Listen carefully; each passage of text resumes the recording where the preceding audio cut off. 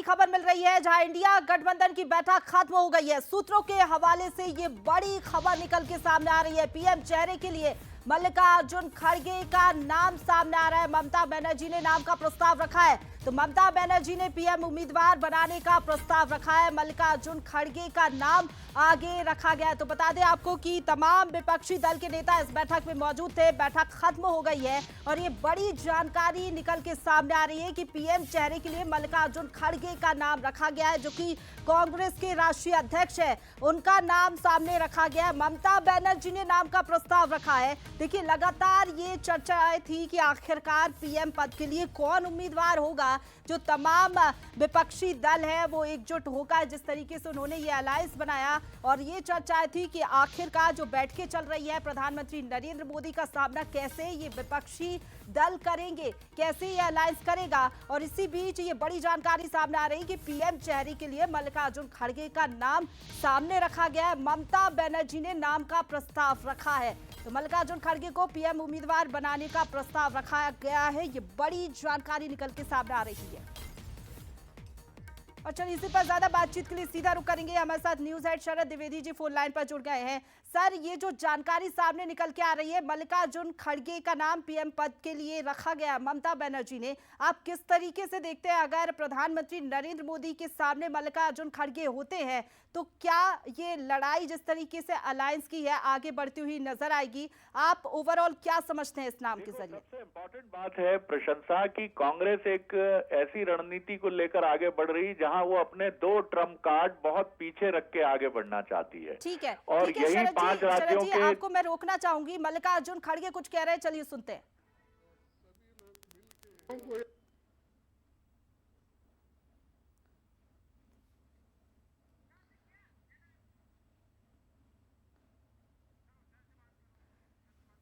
तो चलिए ठीक है, आपको सुनवाएगी कि मल्लिकार्जुन खड़गे आखिरकार क्या कुछ कह रहे थे, क्योंकि बैठक तो खत्म हो गई है। लेकिन चलिए फिर से इस पर विश्लेषण करते हैं। हमारे साथ न्यूज हेड शरद द्विवेदी जी फोन लाइन पर बड़े हुए हैं।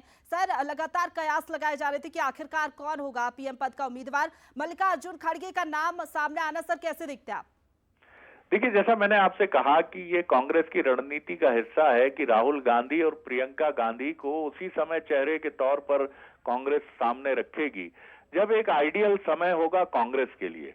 और ये समय अभी कांग्रेस के लिए चुनौतियों का समय ही है। अगर 2024 की बात करें, 2024 में जाते समय लोकसभा चुनाव के पहले वो 3 राज्यों को गंवा चुकी है, जिसमें 2 राज्यों में उसकी खुद की सरकार थी, राजस्थान और छत्तीसगढ़ में। मध्य प्रदेश में वो एक बहुत ताकतवर दावेदार थी, लेकिन जिस तरह के नतीजे आए खुद कांग्रेस हक्की बक्की है कि ये क्या हो गया।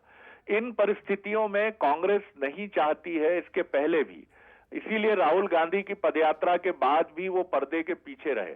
तो कांग्रेस की रणनीति दुरुस्त मानी जाएगी इस मामले में कि वो एक दलित चेहरे को सामने रखेगी। यानी विपक्ष के लिए बहुत ज्यादा अवसर नहीं है कि वो कांग्रेस पर और कांग्रेस के मुख्य चेहरे पर हमला करेगी। तो वो एक दलित चेहरा है और वो एक दलित विरोधी मानसिकता को उजागर करने की रणनीति कांग्रेस की इस मामले में रही है कि आप हमारे दलित चेहरे की आलोचना कर रहे हैं, यानी आपका कहीं ना कहीं नजरिया।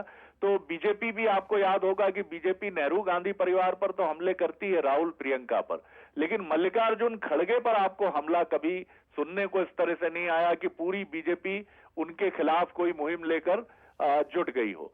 तो यही रणनीति है और मुझे लगता है कि 2028 तक इंतजार करना चाहेगी कांग्रेस, 29 तक, कि जब वो ये महसूस करेगी कि एक अनुकूल स्थिति बन रही है तो राहुल या प्रियंका का चेहरा प्रधानमंत्री के चेहरे के तौर पर वो पेश करेगी। अन्यथा वो अपने इन चेहरों को बचाकर रखेगी, जिससे चुनावी हार जीत और इसका कोई भी सीधा ठीकरा राहुल गांधी प्रियंका गांधी की तरफ ना आ पाए। जी चलिए ठीक है सर, आप बने रहिए हमारे साथ। लेकिन मल्लिकार्जुन खड़गे क्या कुछ कह रहे हैं, चलिए आपको सुनाते हैं। बारे में सदन को अवगत कराइए, मालूमात कराइए, लोकसभा को और राज्यसभा को। लेकिन उन्होंने नहीं माना।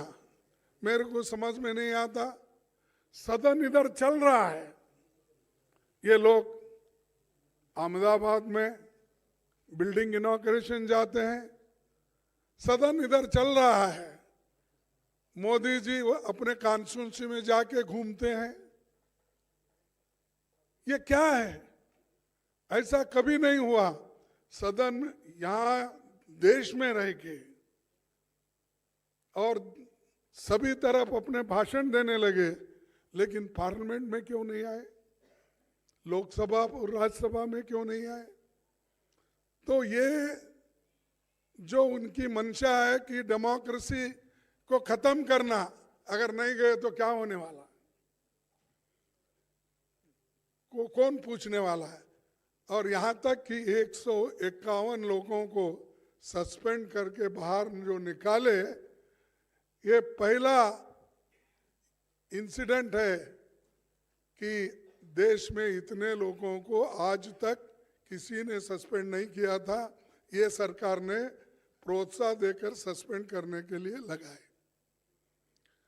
ये बड़ी बुरी बात है और इसके लिए हम लड़ेंगे, मैदान में जाएंगे।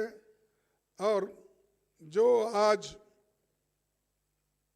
प्राइम मिनिस्टर और होम मिनिस्टर समझ रहे हैं कि हमारे सिवाय हिंदुस्तान में और कोई भी नहीं, हम ही हुकूमत करने के लायक है, ये उनका समझ है। इस समझ को खत्म करने के लिए हम सब एक हुए हैं। एक होकर ये आज बहुत निर्णय लिए हैं। एक तो 151 लोगों के बारे में, और दूसरा जो है सब मिलके प्रोटेस्ट करना। और ऑल इंडिया प्रोटेस्ट 22 दिसंबर को ये जितने भी सस्पेंशन हो गए उनके बारे में ये चलेगा। और तीसरी बात यह है कि जो इंडिया गठबंधन का एक मुद्दा है कि सभी लोग मिलकर काम करेंगे और सीट शेयरिंग का भी हम मिलके पहले जिस स्टेट में हमारे लोग हैं, पहले वो लोग वहाँ पर एक दूसरे से समझौता करेंगे। अगर तो मल्लिकार्जुन खड़गे को सुन रहे थे, आप कह रहे थे कि एकजुटता के साथ चुनावी मैदान में उतरेंगे, यानी कि 2024 में तमाम जो विपक्षी दल है एकजुटता के साथ उतरेंगे और बीजेपी को हराने की कोशिश रहेगी। साथ ही साथ सीट शेयरिंग को लेकर भी उन्होंने कहा कि आगे जाकर इसको लेकर चर्चा की जाएगी और उसके बाद ये तय किया जाएगा कि किसको कितनी सीटें लोकसभा चुनाव में मिलती है।